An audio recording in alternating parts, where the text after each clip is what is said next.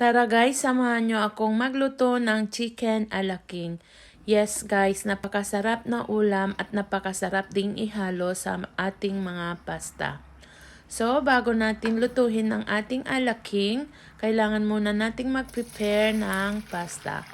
Magpakulo ng tubig, dagdagan ng asin at butter na yung ginamit ko para mamaya ito ang gagamitin kong pangsabaw sa chicken a la king.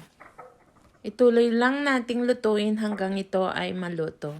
At prepare na rin tayo ng ating wok, mag-melt ng butter, maggisa ng bawang at sibuyas. Then, idagdag na rin natin yung slices ng mushroom at gisahin hanggang ito ay okay. Tapos, magdagdag na rin tayo ng pampalasa, asin, chicken powder, garlic powder, at paminta. Then, idagdag na natin yung mga piling gulay na gusto nating isahog at yung boiled chicken. Then, magdagdag na rin tayo ng kalahating tasa ng harina.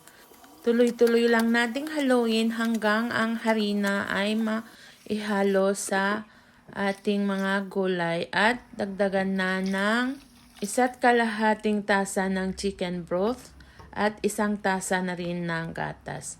So, ituloy lang nating lutuhin hanggang ito ay tuluyang lumapot. So, this is it guys. Our chicken a la king pasta is now ready to serve. Thank you again guys for always watching. To keep you updated, just hit the follow button.